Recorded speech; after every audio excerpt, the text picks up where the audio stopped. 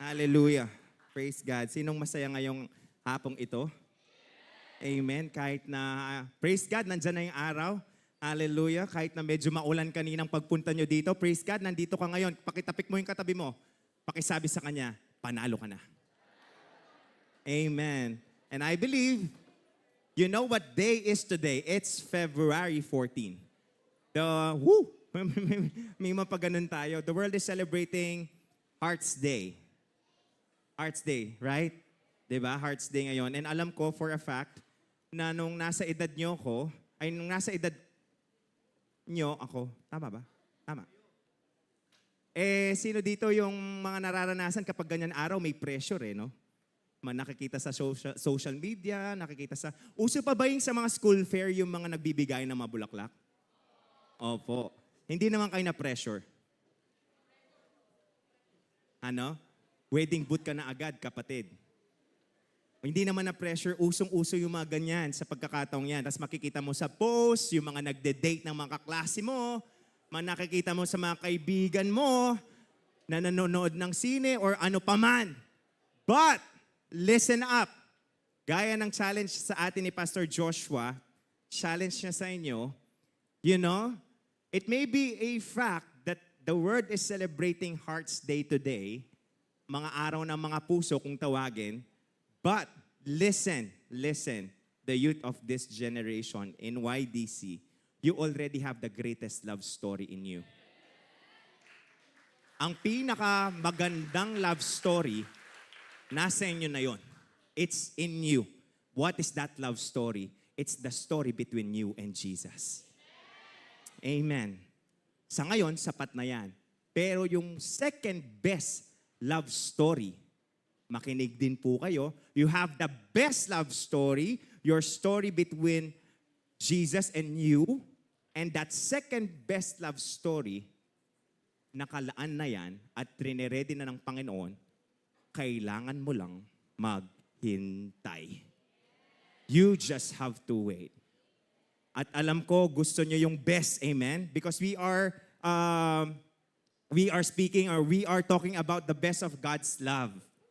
Amen. Experiencing the best of God's love. Gusto natin yung best. Amen. Amen. Gusto mo kapag pagkain mo, the best, di ba? Gusto mo sa kape, the best. Alam nyo, gusto nyo ng the best na kape sa ilalim. Sobrang sarap ng kape. Amen. Nakainom ka na ng napakasarap na kape. Nakatulong ka pa sa camp. Sinong camp na dito? Amen. Again, let this be a challenge sa atin. Kahit sabihin niyo, Kuya, paulit-ulit po kayo na Pastor Rally, Pastor Joshua, kay mga forerunners namin. You know, we always want the best. But we have to always wait. Amen. Hopefully, sapat na muna. Sapat dapat actually lagi yun That best love story that we have.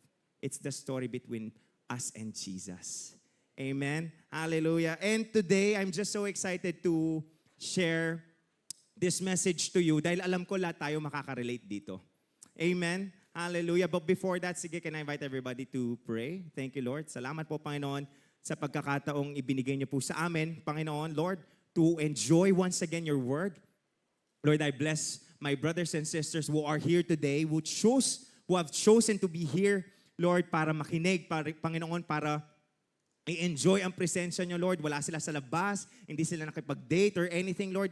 They chose to be here. And we know, Lord, we chose the best portion because you are and you will always be enough, oh God. Salamat po, Panginoon, and we speak against any work of the enemy. Walang distraction in Jesus' name. Everybody will focus in your word, Lord, this afternoon. Salamat po, Panginoon. We give you all the glory, honor, and praise. In Jesus' name we pray. Everybody say, Amen. Hallelujah. You know, this is serious. Seryoso tayo. Because we live in the time, I believe you will agree with me, we live in the time, yung height ng connectivity, when I say connectivity, yung pagkoconnect natin, yan, sa Wi-Fi, it's in the highest, mataas na level. Kahit saan ka magpunta ngayon, makakakonekta ka. Para saan ba yung connectivity? To relate with other people. Yes. Diba? Kinakailangan natin ng mga Wi-Fi, ang mga messenger net to chat nakikikonekta sa iba't ibang tao, sa mga kaibigan natin, sa mga kaklase natin, sa pamilya natin. Nandito tayo ngayon sa estado na ganito na ang level, talagang advanced level of technology. Pero at the same time, the biggest irony na meron tayo ngayon, ito ang level ng connectivity ng mundo. We can connect. I believe you can all relate to this. Pero at the same time, that height of connection, ang lumalabas, isolation pa din. Are you seeing the point? Kahit matindi ang opportunity to connect with people, especially in your generation, but on the other side of the spectrum, lumalabas ang mga issue about isolation. Kaya nga, iba't ibang klaseng mental health issues, mental health well-being or sickness ang nagsisilabasan ngayon. And I believe, hindi na to social stigma. And you are all well aware of this. Amen? Hindi na lingid sa kaalaman nyo ang mga mental health issues. Ang mga mental health issues na yan, isa ang pinupunto niyan, isolation. Diba? Nagkakaroon ng anxiety, which is, I believe, nakikita nyo, lagi nating naririnig, anxiety, depression, kahit ano pa yan, identity crisis. Ang pinag-ugatan niyan, it's isolation. In a time, just imagine this, in a time na may isolation na issue, pero ang connection, ang connectivity, nandito ang level. Because Satan is deceiving us. Kasi patuloy ang pangloloko ni Satan sa ating lahat. Because he will always be at work. Pero we can do something about that. Because dito, ngayong araw na ito, ngayong hapon na ito, papag-uusapan natin ang mga bagay na pwede natin gawin. Maybe some of you here, pumunta ka dito, you're right here today, listening to me, and you are in a current situation na you're isolating yourself. And nandun ka sa may mga anxiety, may depression. It's not an accident that you are here, and you better listen. Dahil sa kahit anong klase ng problema, meron ang tao, laging may solusyon. Ang solusyon, matatagpuan sa ating Panginoon. And I believe we've learned a lot for 2 consecutive weeks, for 2 consecutive weekends on how to experience the best of God's love. Sino dito, raise your hand if you yourself believe na nararanasan mo yung pinakamainam na pagmamahal ng ating Panginoon. Raise your hand. Lahat tayo. Amen. And we've learned that this is not automatic. Meron tayong gagawin. Meron tayong gagawin. First, we've talked about faith. Experiencing the best of God's love. Amen. Through faith in Jesus Christ. Sino dito patuloy na nag-grow sa pananampalataya? Amen. Praise God. And last weekend, pinag-usapan natin ang experience the best of God's love with an obedient heart. Sa lahat ng mga obedient, sumigaw ng ako yun. Ako yun. Amen. Amen. We obey. Ang obedience, hindi natin kaya ng tayo lang. Amen. Ang obedience nagiging posible dahil sa biyaya ng Panginoon. Ano kasing 3 bagay nun kung natatandaan nyo pa? Obey, immediately, obey, cheerfully, and obey thoroughly. Okay, ang tanong, kaya nyo ba? Kaya? Obey immediately? Because that's how it was perfectly explained to us last Saturday. That's how you experience the best of God's love, sa obedience. Immediately, cheerfully, and thoroughly. Kaya nyo ba ang tanong? Sino dito makakapagtaas ng kamay na sasabi niya, kaya ko?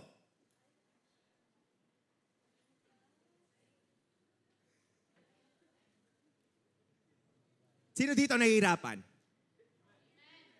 Amen. Itaas mo yung kamay mga kapatid kung nahihirapan ka. Let's be honest. Mahirap, di ba? Mahirap. Talagang mahirap siya. Nobody said it will be easy. That's why you need the grace of God. Dahil tandaan nyo, kapag ang bagay hindi kayo nahihirapan, hindi kayo hahanap ng tulong. Kapag nahihirapan kang gawin, at kapag imposible para sa'yo, it's an opportunity for you to rely on somebody. And it's just right. Obedience is difficult. Obedience is impossible. But it only becomes possible with the help of the Lord.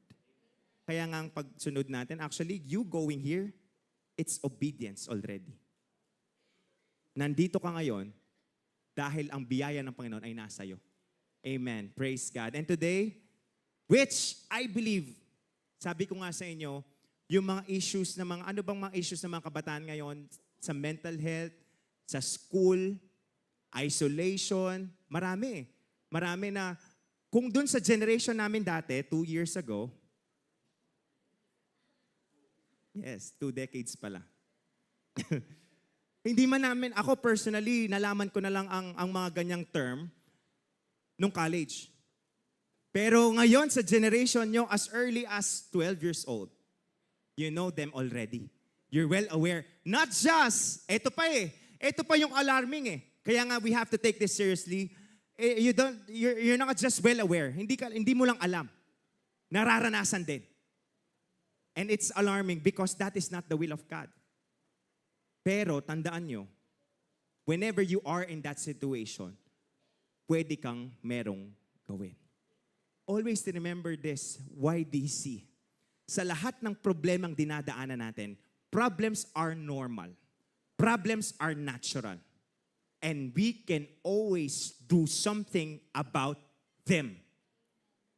Dahil kasama natin ang Panginoon, huwag mong hayaang isipin mo na wala ka nang magagawa. Dahil meron at meron kang pwedeng gawin. You can do something about this. Kaya nga sabi ng Panginoon, in John 15, I don't know if it's John 15 or John 16, in this world, you will experience problems. Jesus, it is Jesus speaking. Ang Panginoon, John 16, praise God. Ang Panginoon ang nangungusap na dito. Sinabi niya, sa mundo, I have told you this thing so that you may have peace. May kapayapaan ka. In this world, sa mundo, you will have trouble. Ngayong hapong ito, sinong may troubles? Lakas na. Parang patong-patong ang mga problema nun. Which, kung titingnan natin ang Bible, it's natural. But, tandaan nyo, yung mga trouble na yan, may expiration date. Ang mga problema na yan, hindi yan permanente. Hindi yan tuldok. Hindi yan yung identity nyo. Yung mga bagay na yan, problema, trials, persecutions, kama yan.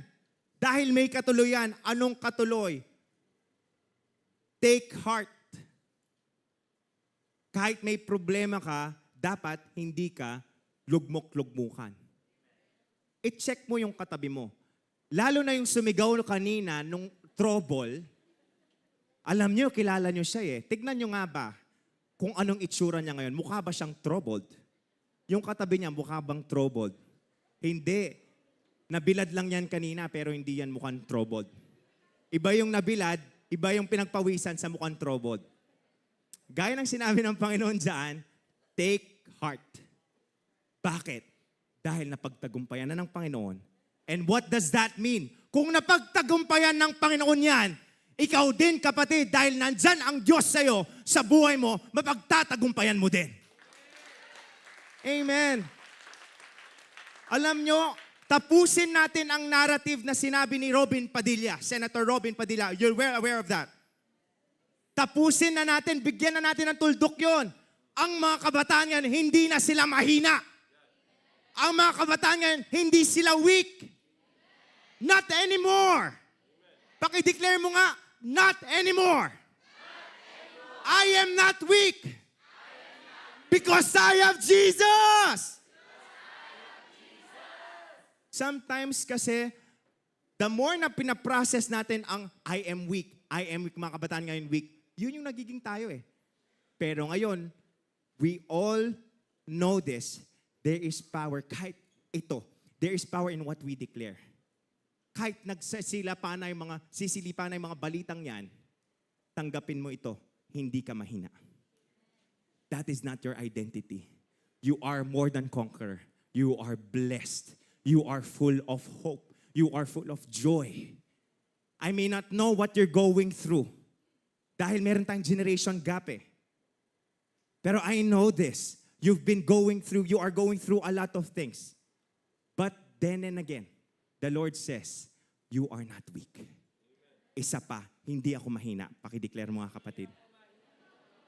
Isa pa, yung may fullness and conviction and power. Hindi ako mahina. Okay. Oh, tanong. Hindi ka mahina. Yung kaninang sumigaw ng troubled. Yung amen. Oh. Okay. Matanong kita. Hindi ka mahina, di ba? Hindi ka mahina. Naniniwala ka na malakas ka. Yes. So yung troubles na marami na sinasabi mo ngayon, kayang-kaya mo. Amen? Amen? Kahit marami pang problema yan, kayang-kaya mo. Amen? Amen? Amen? Sabi niya, Amen. Alam nyo, this may be a cliche, pero sometimes we fall in this kind of situations na alam mo malakas ka naman eh. Pero kapag naapektuhan ka na sa mga bagay na pinagdadaanan mo, para nakakalimutan mo yon. But let this be a reminder today, kahit pa ulit-ulit nating i-declare, kasi there's power in what we declare. Hindi tayo mahina. We are not weak. We are not weak. We are not weak. We are not weak. We are strong! Pero hindi yung strong na, oh, ano problema mo? Hindi naman ganon. Hindi naman ganon. We are strong, amen. And, sino dito gusto maging strong palagi? Sino dito gusto niya palagi siyang encouraged? Amen, motivated. There is one way, and this is what we are going to talk about this afternoon. Faith, experiencing the best of God's love through faith, and then through obedience. Number 3, experience the best of God's love in fellowship with believers. Manakin. Amen. Okay. Question. Itaas mo ang kamay mo kung kasama ka sa CU. Praise the Lord. Praise the Lord. O yung mga wala pang, yung mga first-timers po, pakitas po ang kamay. Pwede po ba silang tumayo? Yung mga first-timers kanina. Praise God. Ayan. So technically, wala kayong CU. Gusto niyang masayang buhay? Ang spokesperson ng YDC, February 14. Gusto niyo ng masayang buhay? You want a happy life? You want a life full of encouragement? Yes, you want that. Because maraming mga problemang kinakarap, di ba? Join a CU. Mga forerunners, nasan mga forerunners? Spot nyo na sila dahil kukunin nyo sila mamayang hapon, after the service. Sige, you may now be seated. Praise the Lord, you're here. Welcome once again. Praise God. Sino dito nag-e-enjoy sa fellowship? Okay. Nag-e-enjoy kayo sa CU? Amen. Amen. Today, this afternoon, hopefully, amen, though alam na natin, 90% sa inyo kasama. Sa mga titas and titos po natin sa likod, yung mga young ones, mga young at hearts, nakikita talaga natin yung mga yan eh. Kasama, may CU na rin po ba kayo? Nag-e-enjoy po kayo? Praise God. Rocky? Hallelujah. I believe we can all relate to this. Amen. Hallelujah. But, let me point out some important principle. Tanong, kapag ba Kristiyano ka, Christine, kapag Kristiyano ka, automatic na ba ang fellowship? Why not? Kasi dapat willing kang makipag-fellowship. Okay. Kapag nag-attend ka ng YDC, automatic ba nag-fellowship ka na?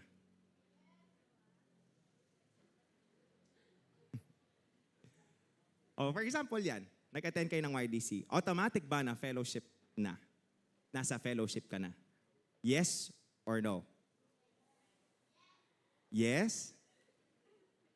Gusto kong matanong talaga yung spokesperson natin ngayon. Top 1 sa nga. Ano pangalan no? Ano kasing pangalan niya? Prince. It suits your name. Nag-know na. Why do you think? Alam mo ba ang ibig sabihin ng fellowship? Ilan taon ka na? 11. 11 years old. Do you think nag-attend ka ngayon, nagpe-fellowship ka na? Kala ko yes. Well, anyway, pag 11 years old, I understand. Sige, makinig na lang. Amen. Praise God. Hallelujah. Kailangan natin i-categorize ang fellowship. O ito. For example, si Brother Jeremiah. Anong pangalan ng mga kaibigan mo, Brother Jeremiah? Magbigay ka lang ng siguro 1,000. Magbigay ka ng 5, 3. Si Ivan, nandito ba si Ivan? Si Ivan, sino pa? Ang dami, no? Si Princess, nandito si Princess. Ha? Treshnel? Rodnell, nandito ba si Rodnell? Last, isa na lang. Marlo. So, Marco, Rodnell, nandito ba yung mga yon? Si Ivan and si Princess. For example, si Jeremiah, sinabi niya, tara, kape tayo sa baba dahil balita ko, masarap yung sinasangkap ni Pastor Joshua na kape. Question. Nag-invite si Jeremiah kina Princess, Rodnell, Ivan. Fellowship na ba ang tawag doon?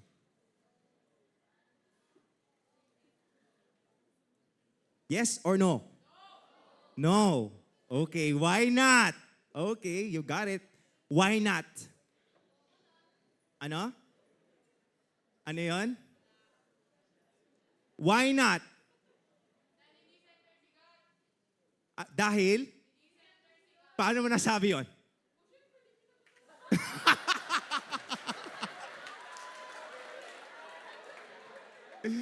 Boom! Hallelujah. Okay, praise God. Praise God for that bold and straight to the point answer. Ang mga bagay, kahit mag-gather pa tayo, kahit sabihin natin Kristiyano tayo, and mag-gather tayo, tama yon. Kung hindi natin pag-uusapan si Lord, it's not a fellowship. It's just what? Anong tawag doon? Banding lang. And,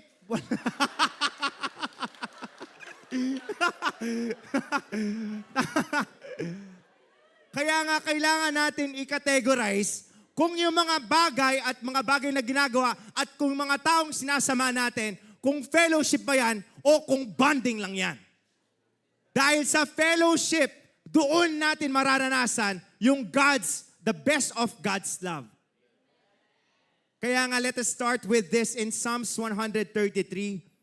Sinabi, behold, kinanta natin yan kanina, behold how good and how pleasant it is for brethren to dwell together in what?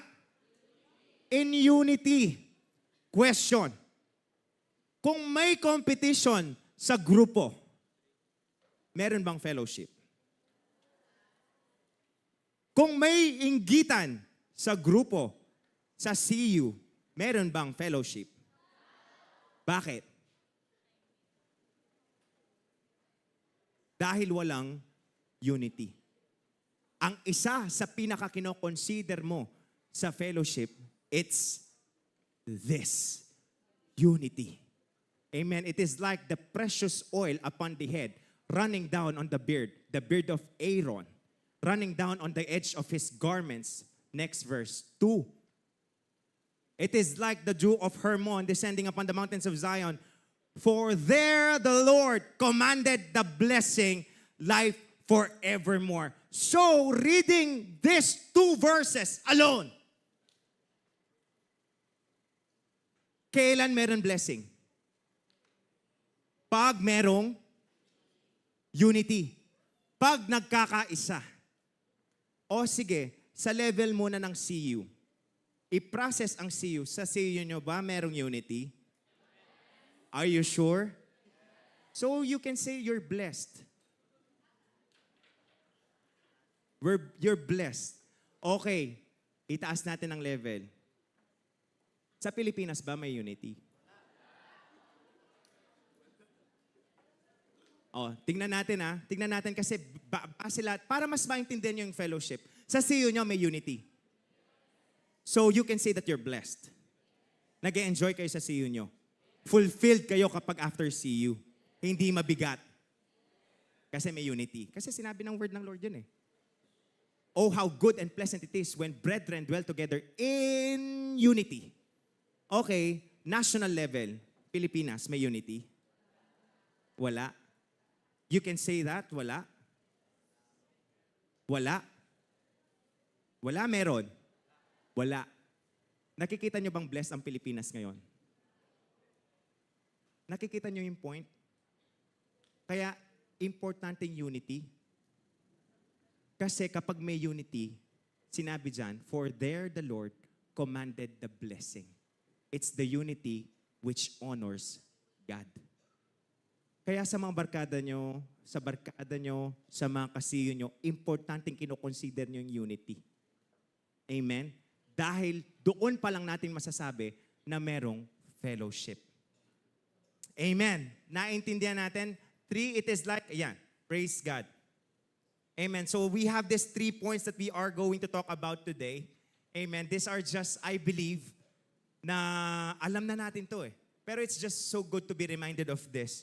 Experience the best of God's love and fellowship with believers because, number 1, fellowship helps us grow in strength and wisdom. Amen. Nag-grow ba kayo sa CU nyo? Okay, that's fellowship. Kapag alam mong nag-grow ka, there is fellowship. Amen. Sinabi sa Ecclesiastes is written by one of the wisest man who ever lived. Sino kasi yun? Si Solomon, di ba? 2 people are better off than one, for they can help each other succeed. Sino dito magtaas ng kamay mga estudyante? Halos lahat. Amen.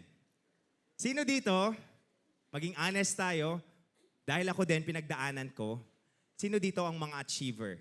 Magtaas ng kamay.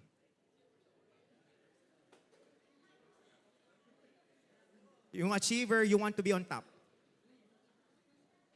Aminin nyo na sa sarili nyo, sige, honesty heals. Ako kasi ganun ako eh.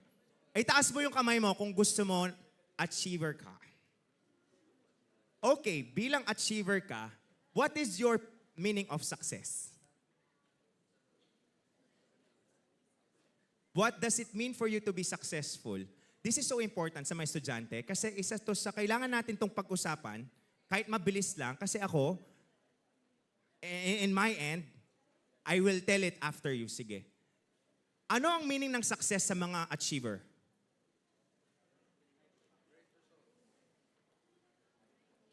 Paano mo masasabing successful ka sa school mo? Ha? Mataas ang grades. Diba? Mataas ang grades. 95. Praise God. Ano pa? Mataas ang grades. Ano pa? Okay. Aminin natin. You may be honest with this or not. Sa mga achiever, gusto mo ng competition? Yes or no? Yes. Yes. May no. Dahil it challenge you ang competition, di ba? If you are an achiever, you want to be on top. Whether you admit it or not, being an achiever, listen up, gusto mo nasa top ka lagi. Kasi gusto mo yung napapansin. Gusto mo yung na-acknowledge. Gusto mong na-validate. Pero I tell you, natapos na ako nag-aral. Yung mga in-achieve ko dati, nag-fade na yung mga yun. Ang tendency natin, kung ang success natin we want to be on top, aapak tayo ng mga tao. Pinagdaanan ko yan nung I was in high school. Sino dito nararanasan na kapag papasok ng classroom, parang jungle? Diba? Parang jungle, survival of the fittest. Ikaw dapat yung lion. Diba? You want to be on top. You want to be, yes, we are the head. We're not the tail. Pero that does not mean you will live your life as a schoolboy or as a schoolgirl alone.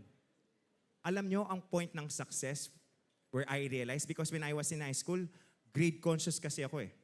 Grade conscious to the point na hindi ako magbibigay ng tulong sa iba. But you know, the point of success sa isang estudyante, listen up sa mga achiever.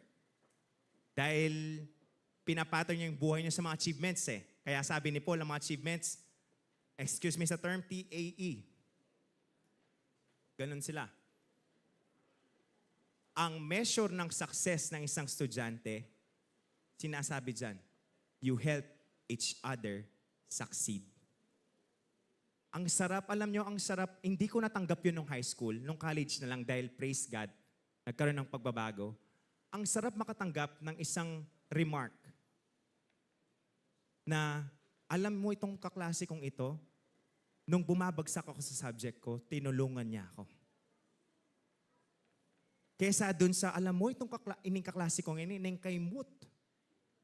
Balo nang ako may kapag-review, sinabi na kang teacher, mag-quiz kami kanu. Meron bang mga ganon, yung mga pabida? Yung porke nakapag-review ka, hasta mo, high and mighty ka. Pero you know, you are all students. Kaya nga, yung point ng stress ng pagiging estudyante, tumataas, kasi you overachieve things. Dapat dito lang. Pero gusto mo, lagi kang on top. Pero sinasabi ni Solomon dyan, the measure of success is when you help each other out. Kaya nga, starting on Monday, yung mga may mood kayong grades ken. Yung, meron pa ang ganito, gusto mo ikaw lang yung perfect. Gusto mo ikaw lang yung walang mali. Pero hindi na mangyayari yan. Kasi tutulungan natin ang mga kaklase nating mahina. Amen. Amen. Praise God. If one person falls, the other can reach out and help. But someone who falls, hallelujah, alone is in real trouble. Napakagandang punto nito. Talking about compromise. When you are in a compromise, it will never help if you will deal it alone. Kapag nasa kompromiso ka, premarital sex, masturbation, pornography, ano pa ba? Untimely na relationship, mga kompromiso yan eh. Kapag nandyan ka sa mga bagay na yan, for you to get out from that compromise, you ask for help. You ask for help sa CU leader mo. You ask for help sa mga parents mo. Kasi hindi mo kayang ikaw lang. Amen? But someone who falls alone is in real trouble. Alone. Kilala niyo si Samson? Sino si Samson?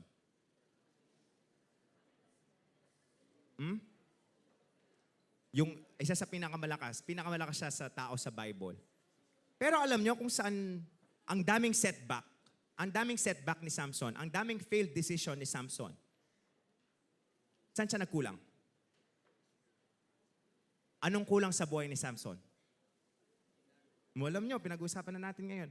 Diba? Si Samson, pinakamalakas sa lahi niya. Kaya nga, isa siya sa mga judges that time. Ang mga judges that time, sila ang magliligtas ng Israel, ng Israelites. Siya ang pinili ng Panginoon. Praise God. Siya ang pinili ng Panginoon. Pero ang daming maling desisyon ni Samson, ano yung kulang niya? Anong kulang sa buhay niya?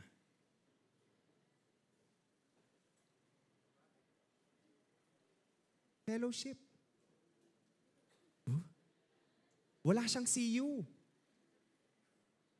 He dealt his life alone. Kaya nga, anong tinuturo ng Bible? Even the mightiest, even the strongest, need somebody. Kahit sabihin mo nang ikaw yung pinakamatalino sa room, ikaw na yung pinaka-strong sa room, kailangan mo din yung iba. Because that's humility. Humility yon, yung i-admit mo na kailangan mo ng tulong. Kailangan mo yung iba. You cannot live alone. It's pride when you say na, kaya ko to. Ayan, bagsak ka kasi kinakaya mo ang lahat. Pero not anymore. Because we honor fellowship. Amen? Praise God. And in fellowship, sinabi sa Proverbs 27:17, as iron sharpens iron, so one person sharpens another. Question. Ang pagsha-sharpen ba, masarap? No. Ibig sabihin, sa fellowship, kailangan may discipline. May rebuke. Amen. At dapat tinatanggap natin yon. Sinong nakorek na ng leader niya? Amen. Praise God, nandito pa din kayo ngayon. Ibig sabihin lang nun, you're sharpened right now. Dahil ganyan dapat sa fellowship, you don't reject discipline. Because those who reject discipline are what? Ay, yung mga nandito ngayon, wise. Amen. We have to really embrace discipline. We have to. Because that's one way of God showing His love. Kaya nga, praise God sa inyo na hindi kayo nagtampo. Amen. Na nandito pa rin kayo ngayon. Despite na napagalitan kayo ng leader, napagalitan ng mga magulang. Kasi isa daw sa mga problema ng mga kabataan ngayon, hindi na sila pwedeng pagalitan. Sa classroom setup ba, nagdidisiplina pa din ba ang teacher? Namamalo pa din, katulad sa amin? Ay, sayang. Ang sarap-sarap nun. Hindi nyo naranasan yung mapingot. Christy, naranasan itong mapingot? Yung na ganyan? Hindi. Wait lang. Kailangan natin kasing i-differentiate. We have to really point out what's wrong with this generation. But I believe sa mga Christian generation, wala namang mali. Kaya nga, we have to reach out for them. Ngayon ba, paano ang disiplina sa classroom? Sino yung pinakabata ngayon dito? 11 years old? 11. Paano kayo dinidisiplina ni teacher? 11, what grade are you on? Grade 5. Okay, sa isang grade 5, kapag nagkamali ka sa classroom, paano ka dinidisiplina ni teacher? Sige. Oh yeah, sige, ikaw. Papagalitan. Pinapalo pa din kayo? Anong pagpapalo sa? Ano yung ginagamit na palo? May stick pa din ngayon. Ay, bakit yung teacher sa likod hindi uma-agree? Uy, baka matulfo tayo sa ginagawa mong yan. Well, Lord, sorry po. Nagtatanong lang ako, hindi ko naman... Pinapalo pa din. Bawal magpalo. Anong school mo? Anong school mo yan? Papag-apply natin lahat ng mga youth generation dyan sa school na yan. Kasi, ano talaga? Meron o wala? Good for you. Pero naintindihan mo bakit ka pinapalo?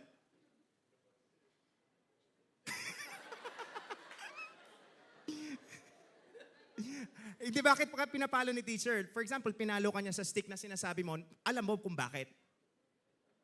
Oo. Kasi, malikot ka. Oh, halata naman eh. Halata naman. Mamaya nga, kukuha din ako ng stick niyan dito eh. De, joke lang. Pero naintindihan mo ngayon, dahil sa pagpalo ng teacher mo ngayon, hindi ka na malikot. Ay, malikot ka pa rin. Hindi ka na malikot. Praise God.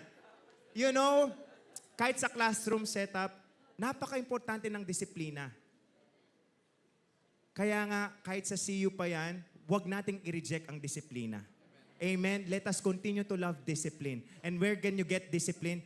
Also in fellowship. Kapag may tolerance, yun yung problema, hindi na fellowship yan. Kapag may problema na ang isang ka-CU mo, tas hindi mo pa tinatama, that's not fellowship. Tinotolerate mo na lang sila. Hindi ka nag-grow. Kaya isa sa pinaka-indikasyon, basic indication of what fellowship is, you grow. Not just physically. Dahil maraming pagkain sa CU. Alam nyo kung bakit kayo tumataba? Real talk. Hindi naman sa pagkain. Colored drinks. Pero yung kape, hindi naman. Hindi naman. Yung kape, exception yan. Kasi tutulong tayo sa youth camp. Amen. Ito lang ang solusyon dyan. Kapag nagkape ka, you make sure you have to walk 10,000 steps. Sino dito 10,000 steps na gagawa niya sa isang araw? Ay, that's the best exercise. 10,000 steps. You have your phones with you. Alam ko may metric yan. Ba't napunta ba tayo doon? Proverbs 13:20. Walk with the wise and become wise. That's just logic. Actually, logic yan eh. Associate with fools and get in trouble. So you want to be wise? Walk with the wise. Be with the wise. Kaya nga dito, nakikita nyo, no? Yung company na meron kayo sa CEO nyo, parang nagiging kaisip nyo na sila. Kasi you're walking with them. You're doing life with them. There's a problem, makinig, bago ka pumasok sa CU, maayos ka. Pero after quite some time, during the CU, parang nagiging worse. That's not fellowship. In a CU, for it to be called a fellowship, dapat mas lalo kayong umaayos. By the grace of God. Kasi bakit? Growth. You continue to grow. Amen. Praise God. Naintindihan natin? Do we understand? Do we really appreciate our CU? Ina-appreciate nyo ba? Hindi lang siya requirement. Amen? Amen? Sino dito napapagalitan kapag di siya nag-attend ng CU? Ay, napapagalitan din? For example, hindi ka nag-attend ng CU. Siguro, by this time, wala nang tumatakas sa CU. In Jesus' name, sabi ng isang forerunner dito eh. Parang by faith pa eh. Wala nang tumatakas sa CU. Amen. Praise God. Second, experience the best of God's love and fellowship with believers because, number 2, fellowship teaches us to love and be loved. Oy, sa mga magulang nyo ibibigay yung mga lobo ah. Kapag, ay may flower. Praise God. Okay. Hi. Thank you, Lord. Hindi, ano na yung mga yon? Working, ano na yan? Praise the Lord. Hallelujah. Na-caught off guard akong konti doon. Again, yung bili ni Pastor Joshua. Ano kasi yung birthday gift nyo kay Pastor Joshua? Ano? Maghintay ng ano? Ng tamang oras, ng tamang panahon. Amen. Fellowship teaches us to love and be loved. Amen. Okay, sinabi sa John 13:34-35. So now I am giving you a new commandment. Love each other just as I have loved you. Amen. Sinabi ng Panginoon yan. You should love each other. Your love for one another will prove to be to the world that you are my disciples. Sino dito, na pag-aralan na natin, alam niya sa sarili niya na disciple siya ng Panginoon? Sorry sa mga marami kong tanong, I have to know. And we have to always declare this. Sino dito, disciple ng Panginoon? So you love like how Jesus loves? Amen? For you to understand, sige, let's go. Let us point out something here. Okay.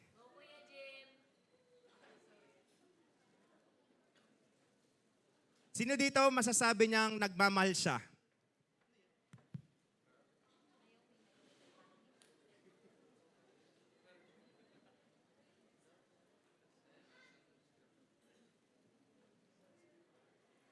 Okay. Sinasabi sa fellowship, it teaches us to love and be loved. Amen. Question, who is the source of love? Jesus. Are you sure? So, kanino ka kukuha ng love? Jesus. Okay, this is just a poor illustration, but I'm trying to prove a point here. it will actually never illustrate kung gaano katindi ang pagmamahal ng Panginoon. Mahal ka ng Panginoon? Do you believe mahal ka ng Lord? Amen. Ang kalooban ng Lord, ibigay yung the best niya. Actually, binigay niya na yung best niya. Amen? Paano niya binigay yung best niya? How? Kasi we are talking about experiencing the best of God's love, di ba? How can you say that God has given His best? He died for us. Actually, that's it. Let's say, for example, this is the love of God. This is God, unlimited. Tanda natin ang pagmamahal ng Panginoon, unlimited. Amen. Ang kalooban ng Panginoon, ibigay ang pagmamahal niya, the best of His love, sa atin. Ito tayo. Ito tayo. Can you please show Lamentations 3, 22 to 24? Yung the steadfast love.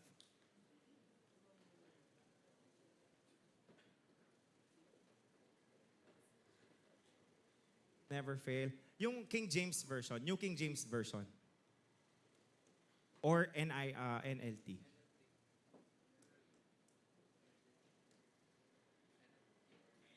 It is, yan. Okay. Sinabi dyan, the faithful love of the Lord never ends. His mercies never ceases. It never stops. Great is His faithfulness. His mercies begin afresh each morning. Eto ka, pinuno ng Panginoon. Dahil ito ang kalooban talaga ng Panginoon. You always have to remind yourself of this, na pinupuno tayo ng pagmamahal ng Panginoon. Ang sinabi dyan, great is His faithfulness. His mercies begin afresh each week. Week ba? Weekly basis? Monthly? Year? Morning. Anong ibig sabihin ng morning? Okay. Eto ka. Kabukasan. Eto ka pa din. Maipupuno at mabibigyan ka ba ng panibagong pagmamahal at biyaya at habag ng Panginoon kapag ganito ka pa kapuno?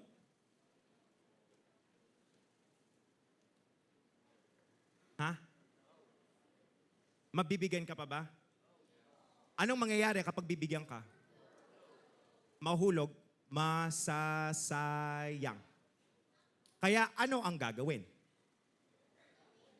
Ano ang gagawin?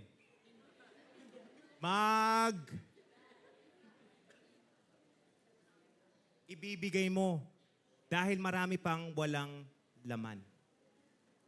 Dahil pinuno ka ng pagmamahal ng Panginoon, tandaan natin ito, this is one important truth. You are not just a recipient. You are also a channel. Kapag recipient ka lang, hindi ganun ang disenyo ng Panginoon sa atin. Tatanggap lang tayo, masisira yung laman natin over time. Kasi sinabi ng Panginoon dyan, every morning I will give you new love. Every morning I will give you new mercy. Every morning I will give you new grace. Kung lagi kang puno at hindi nagbibigay, mabubulok yung nasa laman mo. At hindi ka magkakaroon ng panibagong pagmamahal na gagaling sa Panginoon. So what you do is you give it out to others. To others na hindi pa nararanasan ang pagmamahal ng Panginoon. Naiintindihan natin.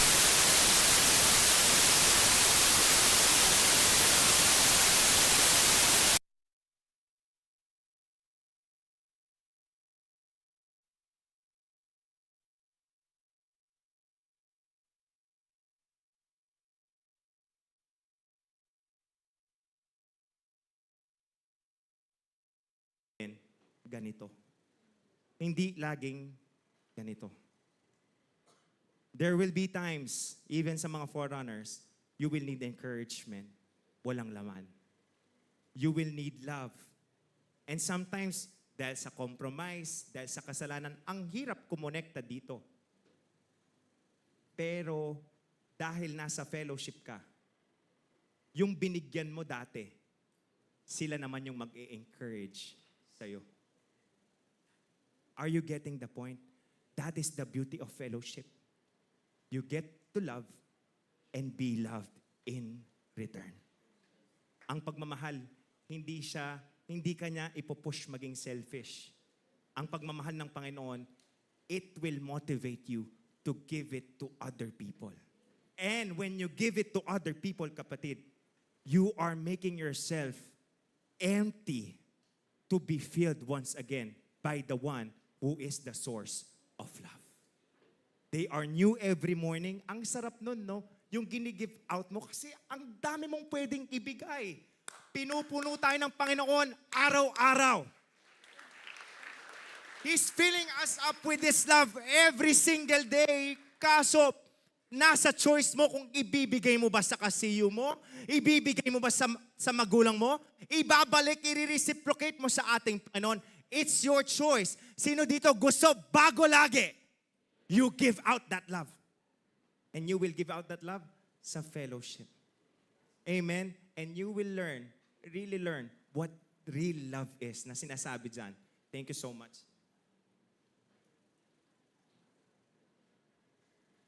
Amen.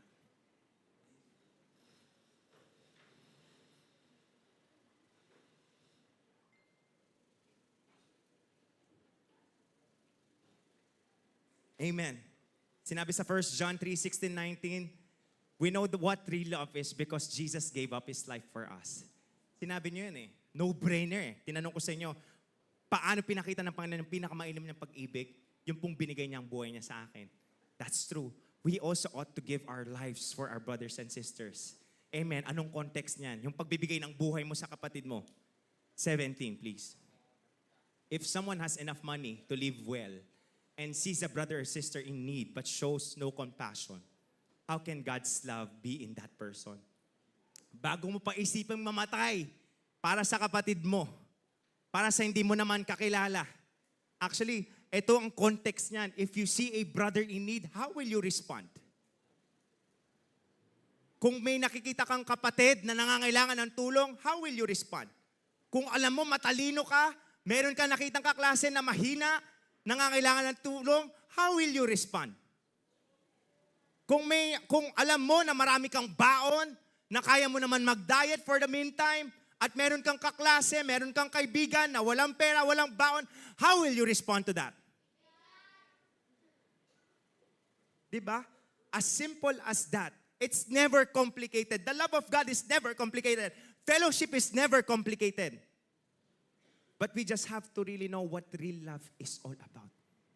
Hopefully, alam nyo sa classroom nyo, lalo na pinapakilala at pinapakilala nyo ang campus umpukan, you will be known, makikilala ka, hindi dahil matalino ka lang, hindi dahil nag-excel ka sa mga subjects, pero makikilala ka dahil kung paano ka magmahal sa mga kaklase mo. Paano ka magmahal sa mga kaibigan mo sa classroom. How? By sharing Jesus to them. Because that is the real hope that we have. We have to share that to them. Amen. Praise God. And last point, experience the best of God's love in fellowship with believers because fellowship brings us closer to God's heart. Amen. It's fellowship. Alam nyo, ang fellowship, it's horizontal, vertical and horizontal. For you to have an effective fellowship sa horizontal, kailangan vertical muna. Anong fellowship yung vertical? It's our fellowship with the Lord. You can never have a healthy fellowship within your CU, within your friends, kung wala kang healthy relationship sa ating Panginoon. Sinabi ni Jesus sa prayer niya, I am praying not only for these disciples, but also for all who will ever believe in me through their message. Amen. I pray that they will be one, just as you and I are one.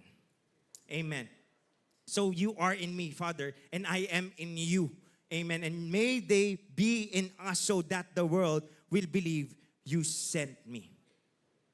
Ang point dyan, ang prayer ng Panginoon. So, Lord, sinabi niya, may they be one. And Jesus is not talking about uniformity.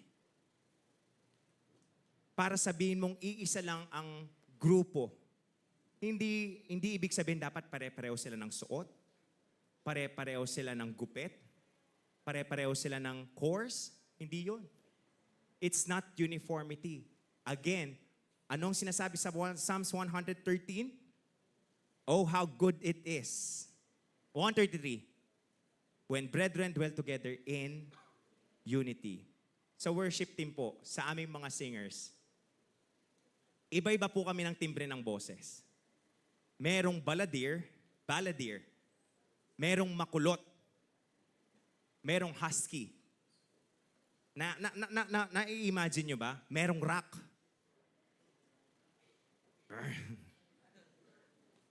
Magkakaiba yan. Pero, napapansin nyo ba sa worship, itong mga limang to, yung worship leader, may soprano, may alto, may melody, napapansin nyo bang iba-iba yung boses nila? Naririnig nyo ba may husky? Naririnig nyo ba may mga kulot?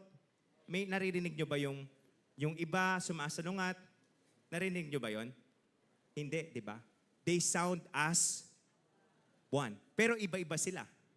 Why? Dahil na-establish yung harmony. Paano ma-establish yung harmony? Fellowship. Iba-iba man kayo ng ugali, iba-iba man kayo ng past, iba-iba man kayo ng pinanggalingan, but because of the fellowship, we are viewed as one. Amen. Ganyan ang prayer ng ating Panginoon. Amen. In Acts 2:42-43, this is one very beautiful picture. Do not discuss din to ay kanina dapat, pero let me discuss it with you today. Acts 2:42-43, all the believers devoted themselves to the apostles' teaching and to fellowship and to sharing in meals, including the Lord's Supper, and to prayer. Ito yung picture ng, alam nyo, ang model natin, ang model church natin, ang First Church. Ang First Church, iba ang fellowship nila. Alam nyo, dahil sa fellowship nila, walang mahirap sa kanila. Bakit? Lahat gustong makibahagi. Lahat gusto mag-share. Lahat gusto maging parte ng pagiging blessing. Kaya walang nangangailangan. Diba? Ang sarap nun, ang sarap makita nun, ang sarap maranasan nun, na lahat sa inyo sa grupo, amen, sa mga CU, for example, sino ba si Kuya Nat? Ilan ang mga CU nyo, Kuya Nat? 23? Nasa 23. Ang sarap makita na ang 23 na yon, lahat may pang-camp fee. Diba? Hindi lang yung 5 yung may camp fee. Yung 23 na yon may camp fee. Bakit mararanasan nila yon? Dahil na-establish ang fellowship. And ang saya ding makita na lahat tayo makakapunta sa camp. Hindi lang isa, hindi lang dalawa, dahil we will learn to share and to carry that burden. Na hopefully, I will challenge you with this. Total, alam ko matatalino kayo by the grace of God. Ang burden hindi lang dapat kay Pastor Joshua. Leaders, listen up. Forerunners, listen up. At kayo din, na mga camper. Ang burden ng camp, which will be a beautiful burden. Ang target nating number, it's 500. May you commit today na lahat tayo tutulong para ma-reach natin yung 500 na yon na sasama sa camp? Aasahan ba namin yun sa inyo? Alam nyo, kung last year umasa lang kayo sa leader nyo, this time, you will also carry the burden. Kung dati, umaasa lang kayo, hindi, si ate naman, hindi kami pababayaan. Si kuya naman, hindi kami pababayaan. Magbi-business yan. Ano-ano nang binenta ng ate at kuya nyo, mga forerunners nyo? May putot kutsinta, ano pa yan? Graham balls. Pero this time, sa Limitless Camp, everybody will take part. Everybody will take part. Amen. Amen. Praise the Lord. Praise God. And it will only be achievable through fellowship. Amen. Just like what happened sa First Church. And lastly, which I believe you know this, in Hebrews 10:25, and let us not neglect our meeting together. Anong ibig sabihin niyan? Huwag daw mag-absent sa CU. Huwag daw liliban sa CU. Diba declaration natin yan? Sa 2026, hindi na ako a-absent sa CU. Amen? Amen? Hindi na rin ako a-absent sa YDC. Amen. Amen. Praise God. as some people do, but encourage one another, especially now that the day of His return is drawing near. I believe naniniwala pa rin tayo na malapit nang dumating ang ating Panginoon. Sino dito alam niya na malapit nang dumating ang ating Panginoon? Amen. Hindi lang pang last year na topic yan. Actually, dapat pinanghahawakan natin yan every single day. Umaasa tayo sa malapit na pagdating ng Panginoon. And one way for you to really get there, to finish the race, engage yourself in fellowship. Engage yourself in fellowship. Hopefully, mamaya magsisiyo kayo. Di ba magsisiyo kayo niyan after this? Yes, may cheese bread, may pizza, may kape kayo na bibilin sa ilalim, pero lalakad kayo pagkatapos. With the food, kahit may pagkain o wala, hopefully you get to enjoy your fellowship. Gaya na sinabi ni Ate Christine kanina, alam nyo, kung hindi din kayo willing, wala din kwenta. Kung napipilitan lang kayo, mabuti pang wag na kayong mag-attend. Pero nandito na kayo eh. Nandito na kayo, pinili nyo nang nandito. You give your 100%. And when you gave your 100%, when you choose to give your 100% sa mga CU, ayan sa mga bago na a-attend ng CU, grabe, hindi nyo pagsisisiyan. I tell you, I promise you this. Hindi nyo pagsisisiyan. Nakikita nyo yung mga nasa paligid nyo, mga parte ng CU yan. Parte ng CU yan, napakasaya ng mga taong yan. Oh, di ba? Parte yan ng CU kasi. And because you're part of a CU, you get to be reminded of who you are as well in Christ. Kasi lahat tayo humahanap ng, yun nga, yung validation, kahit ano pa yan. But then when you are in your CU, dahil pinag-uusapan, gaya ng sinabi ng kapatid natin nasa likuran kanina, dahil pinag-uusapan natin ng ating Panginoon, you get to see life and you get to live life with abundance. Amen. Kahit marami pang issue yan, you can still live your life to the fullest. Because, sinabi nga sa awit, for there the Lord pours out His Spirit. For there the Lord commands His blessing, life forevermore. Amen. May buhay. May buhay. May pag-asa. Amen. Hopefully, alam nyo, you're really blessed. Why? Because at your age, sa edad nyo, may 11 years old, may 12 years old, may 14 years old, may 18 years old, sa edad nyong yan, nakapag-establish na kayo ng mga meaningful relationship through fellowship. Hindi yung nung matanda na kayo. Bata pa lang kayo. Because, alam nyo, may research akong nabasa. Being in a godly friendship, research to scientific. Sinabi dun sa research, I believe it's a study of 150 na tao na kinategorize nila at na-found out nila na yung mga taong kasama sa fellowship, yung mga taong may mga godly friends, sila yung may mahabang buhay. At hindi lang yon, hindi lang mahabang buhay. Naku-cure yung mga sakit nila. Bakit? Kasi sa fellowship, nandun ang presensya ng Panginoon. Sa fellowship, nandoon yung anointing ng Panginoon. Sa fellowship, kapag nandyan ang presence, may joy, may love, may peace. Kaya hopefully, as we've talked about this before I end this sermon, sana in Jesus' name, wala nang napipilitan sa CU. Amen? Hindi ka napipilitan, kundi mag-encourage ka pang magsama pa ng mga kaibigan mo sa CU. Amen? So praise the Lord. Siya palakpan natin ang ating Panginoon. So experiencing the best of God's love in fellowship with believers. Ayan, number 1, it helps us grow in strength and wisdom. Number 2, fellowship teaches us to love and be loved. And lastly, fellowship brings us closer to God's heart. God's heart is God's will. Amen? Kaya ang CU na yan, hindi sayang yan. Yung time nyo with your CU, never magiging sayang yan. And I believe you know this and you believed in this. Na kung nasan kayo ngayon, sa spiritual side ng buhay nyo, malaking bagay yung CU. Amen? Amen? Amen? Amen. Praise the Lord. Can I invite everybody to stand?